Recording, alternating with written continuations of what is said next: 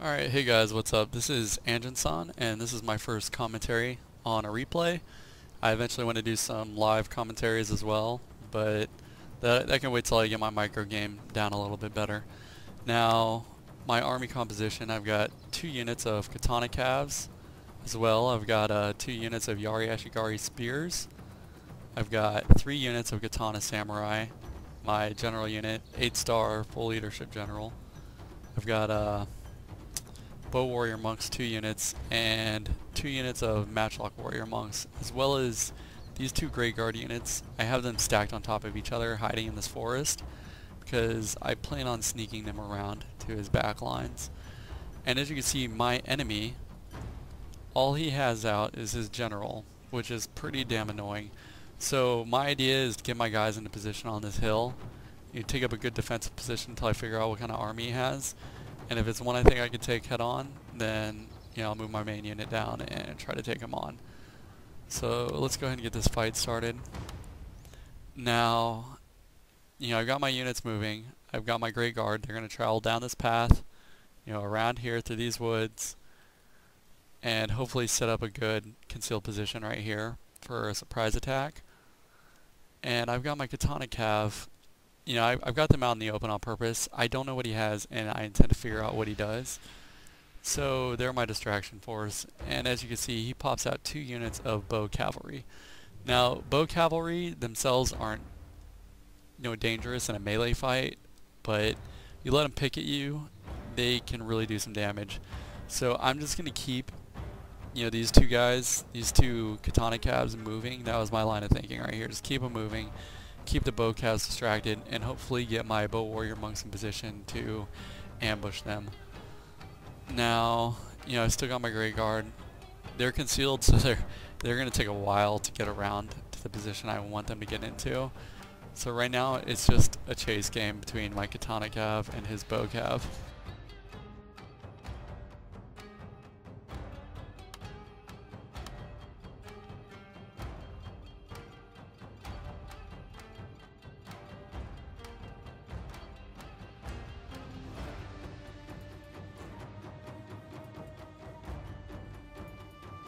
Now I've got this 1 unit of Katana Cav hidden in the forest. I'm hoping he'll mess up and get close enough to where I can ambush them, but it's not going to happen. He's still playing games. So I'm going to go ahead and pull these guys back, set them up in the forest too.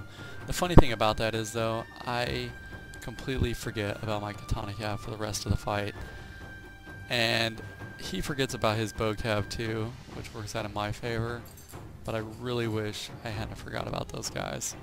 So I got my Grey Guard, they're still moving through this forest, taking their time, and this is where the fight starts to get interesting.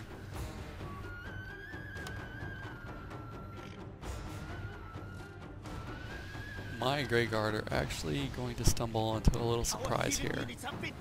He's got cavalry hidden, which is typical. I expected this. So I use my first unit, I move it down to hit him in the rear charge of that middle unit, and I go ahead and get a rear charge on this unit too with my second. Well, it turns into a flanking / rear charge. Then I immediately peel these guys around, try to get another flanking charge.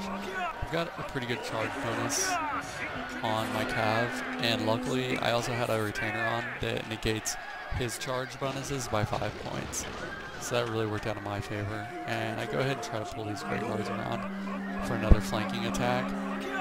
I don't swing him around wide enough though to actually get that good flanking charge, which is fine. I see him start to move his general unit out, and I'm thinking, okay, there's a target of opportunity, and then bam. Let's go ahead and take a look at what this guy brought to the fight.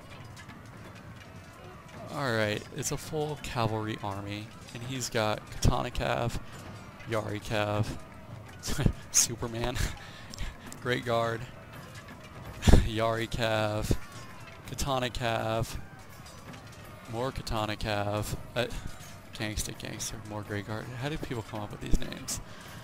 And then more Katana Cav. So at this point, I don't know what to think. I know I need to get my Grey Guard back up towards my main army for cover. So I go ahead and do just that. And meanwhile, His bow cav are just sitting here this whole time, probably not even paying attention. I could have easily snuck in an attack with my katana cav, but I didn't think about it. I start repositioning my bow monks to intercept these guys, and here's where I messed up on my infantry micro. I should have pulled my bow monks and my matchlock monks back behind my infantry lines, but you know, I got caught up in this battle up here, and I'm trying to reroute them, you know, pull them back, and I accidentally leave one of my great guards in melee against their general, which would have been okay, but they really didn't do enough damage. So, you know, that was a wasted unit. These guys are getting close. I'm on a hill.